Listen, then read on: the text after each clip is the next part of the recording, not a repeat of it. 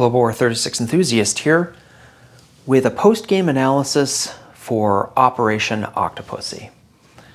It's turn 12, and given the situation on the map, which I'll go over in a moment, the Allies and Comintern have capitulated, and we're going to call this one and begin a new one.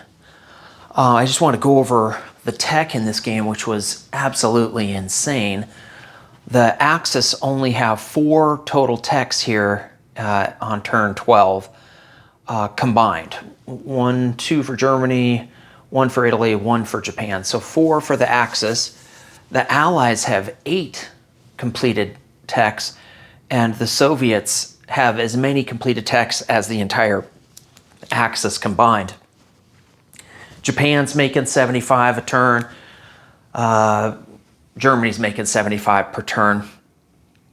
And right now, I think we have 10 victory points for the Axis. The Soviets do have, they did just take Kyiv, so they should have the one for their cities. Rapid industrialization, I believe it's called now. So I think they have 3, and I think the Allies have 3. I might be off on that, but let's look at the world map here, do an overview. So right now, the Americans have a little force there in Midway. The Navy that they have in San Francisco is 4 fleet carriers that are empty and 4 battleships, a couple other assorted ships. The Japanese are in a really, really good position. They had enough here in China that when the KMT moved their squad of 18 infantry from Yunnan into Quichao, threatening Hunan, then Hambone just dropped a ton of troops here. I forget how many he had here. I think he had like 10 infantry and 4 artillery or something like that. Just kind of appeared out of nowhere. And so then Panzer J retreated back here to Yunnan. And I think this right here was, for China, a moment where it seemed like Panzer J was like, yeah, I'm not going anywhere. I'm not doing anything here in China. This CCP was building 1 artillery per turn and sending it down in a train. By turn 17, I think they would have about as many units as the KMT. But when they attacked into mountains there, they would have less odds of winning in that straight up fight. So without the CCP getting any lend-lease from USSR, I don't think they were going to be able to do much. So that was kind of stale there. Let's see, Japan is menacing down here, and they just took over North Island of New Zealand, and they might have been preparing to invade Sydney. I'll let Hambone discuss that. But they took Calcutta, and so that gave them a lot of income and broke the back of FEC, which is just down to 2 Gurkhas there up in Kashmir. $1 in the bank and not making any more. Big thing was the Italians taking the Suez. So they got a multinational force there, got Japanese troops, German troops, and Italian land, air, and sea units in port. The Japanese also took Cape Town, so they were down in South Africa, had control of that factory down there. And because of the income differential, Britain just didn't have as much money. In Paris right now, there's 16 infantry, 2 militia, 3 AA guns, and a fighter. So that's going to be really difficult to get through. Sardinia here is a really nasty force. Lots of aircraft, very menacing, but the Italians are in a pretty good position. They've got 5 fighters here. There's 4 AA guns in northern Italy and 4 AA guns in Rome, which is making it hard for that Air Force to put a lot of pressure. So that's kind of the state of the board, and you can see why. I'm sorry, I didn't go over what's going on here in Russia, which it actually, the Russians have more units and more combat factors. It's just that they have a slow-moving force.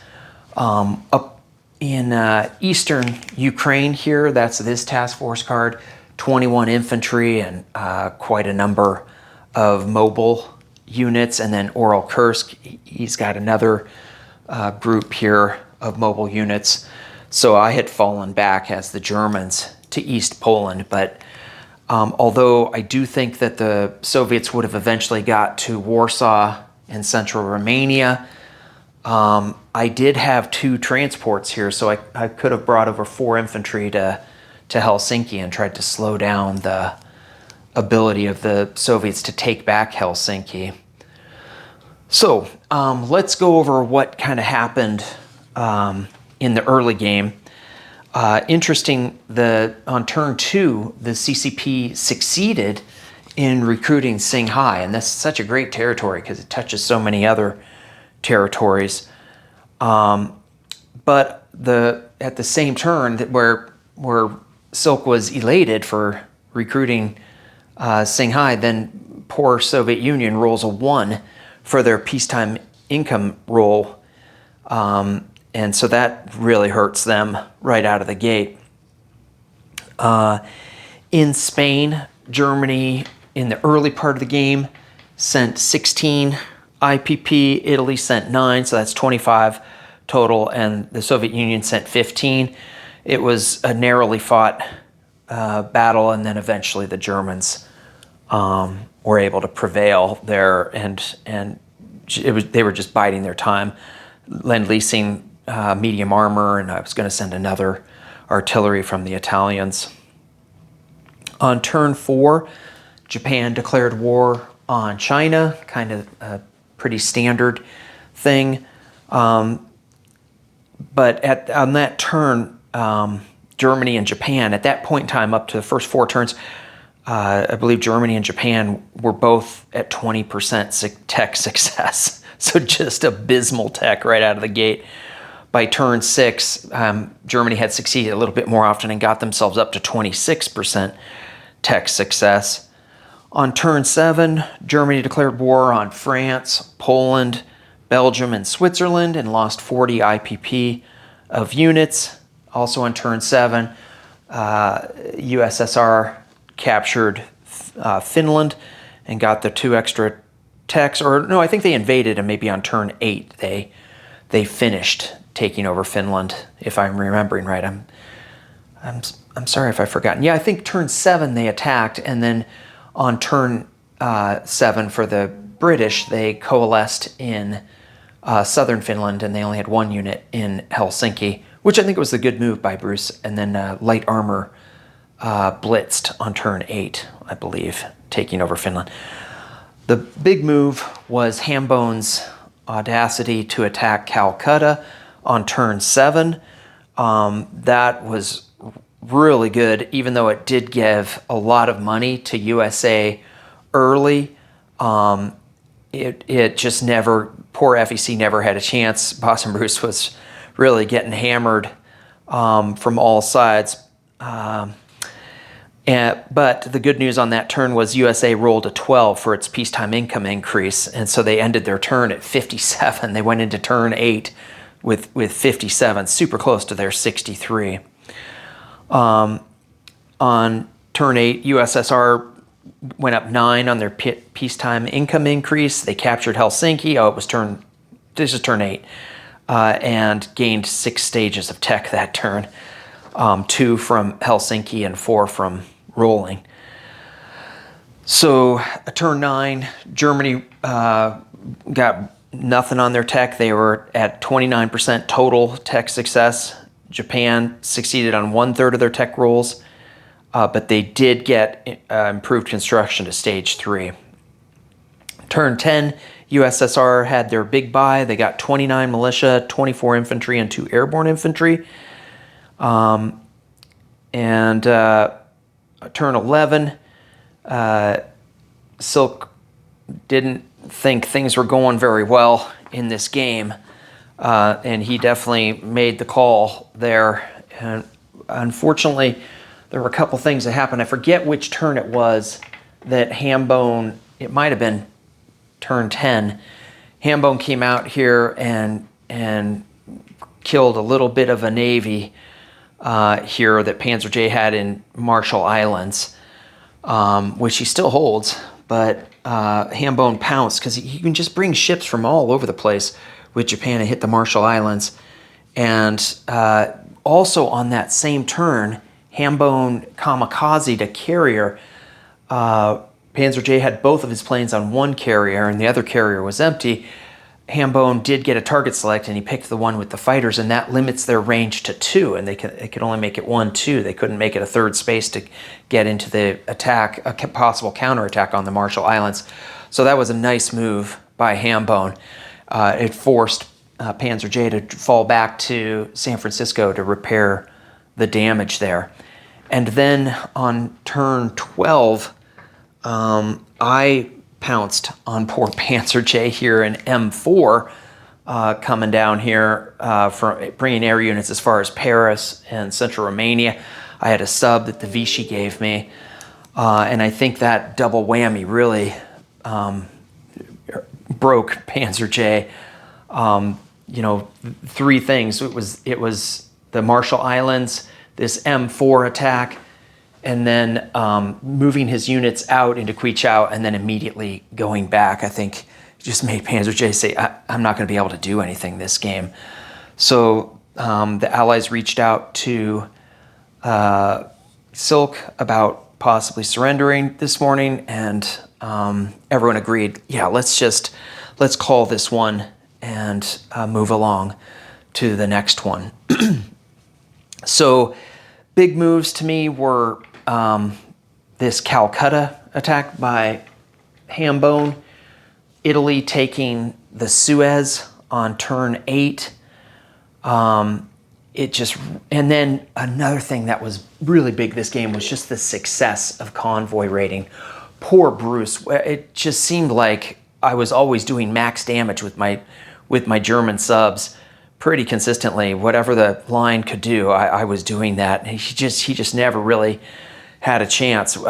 All my whining about tech did not matter compared to my fantastic luck with the German subs this game. It was, and then, oh, how did I fail to mention my incredible luck with the Vichy rolls? It was sick. I think I got 5 German naval units went from France to Germany, and maybe 2 went to Vichy. So I think that's probably the best I've ever seen for Vichy. That was really and the land zones, the majority of the land zones. I think 5 of the 8 different groupings went to the Vichy, and one of them that went to the Allies is kind of this not so useful one here. These 4 that aren't even worth anything. So the ones that I think are the most important are these 2 here, the French ones, Annam-Tonkin and Cochin China. They went to Japan. So it had a lot of luck there. Let's talk about some lessons learned. I tried to use a medium bomber to do blitz, to pair with blitzing. You can't do that. It has to be tacticals or fighters. Fortunately, it didn't turn out to matter, but that's a noob mistake. There's a really interesting thing, probably the most important thing to stress to players, is that you can fly through canals here. Going from here to here is 1 space. You can even fly over neutral territory as long as there's not a fighter. Oh, no, I mean, I think even if there is a fighter, you can fly over it. But I couldn't fly over from A14 to A9 Can't fly over that if there's a Russian fighter, but there wasn't a Russian fighter, and I flew over and took out a seaplane up in Kola, I believe. The Soviets flew their seaplane on map to hit me 1, 2, 3. I think that's right. I think I was in A8. Or maybe, no, you just fly from Leningrad 1, 2. That's what it is. So that was a very interesting thing for players to be aware of. I was going to... Why did I have this guy here on the Italian naval transport, this Deutsche Afrika Korps? So I didn't know if I would still hold Syria or Transjordan. Didn't know if the Allies would come in here and do naval invasions to prevent that. So this was like a backup safety plan that I would just drop off in Kuwait to have a guy adjacent to Kuwait and get Iraq to go over to Germany. But I thought that I could move him from M8 when I loaded him all the way over there to I6, but then I realized that you can't do strategic naval movement with a guy on board from another nation. That's explicitly forbidden. One other neat rule or lesson learned this game is down here. I had in Abyssinia my militia. I probably wouldn't build militia in Abyssinia again from my African Oriental or Ital. I forget the name of that one. But this was Vichy, and only Germany can trace through its controlled minor. Italy can't trace through Germany's controlled minor and provide supply to Abyssinia, so I couldn't upgrade that. That's an interesting little rule. There's a couple other things that came out. One of them I made a video on that you might have seen about how damage is applied to rails. You put it on the border, not between the two territories. It's not, the damage is inside the territory that the rail was damaged on, right up against the border, but not across. So you could do 2 points of damage here in Transcaucasia, and to the same rail you could do 2 points of damage to North Caucasia. So learned about that. And then also that if the Germans or someone should capture Kola, that closes this Soviet Arctic line. So you can't receive the +2 bonus income from the USA if Kola is in enemy possession. So it was a really fast game. I really appreciate how fast everyone got their turns in. What can I say about each player? Poor Panzer J, he had a lot of money early, but I think he was in a bad spot because Japan also had a lot of money. And perhaps if Panzer J had gotten large ship construction maybe one turn earlier, he could have started building those ships a little bit earlier. But as it was, even with him laying down 3 heavy battleships, Panzer J could still compete with him. Not Panzer J, Hambone could still compete with him, at least to prevent him from getting Big Blue fleet. Yeah, he had it rough here in China too. So all around, this must have been a very painful game for Panzer J. I really did like his.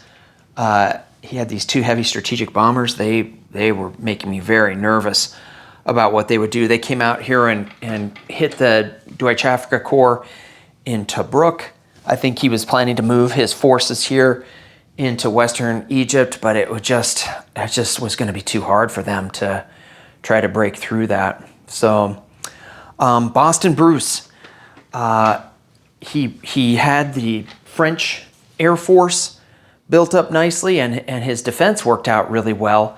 I don't think it worked out so well to have St. Pierre Island be his capital. In hindsight, maybe he should have had it be down here in the Caribbean, which French Guiana already has a minor port. So maybe if you're going to take off land units, take them off there. Plus, the other nice thing about that is that you're really close to French Morocco. You know, you could go from the Caribbean right on over to French Morocco. He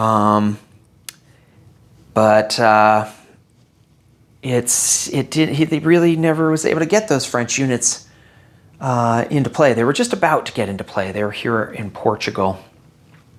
I think maybe if, I believe Boss and Bruce built a fighter in the first 6 turns, maybe not, but I think Britain built a fighter, and he upgraded that factory.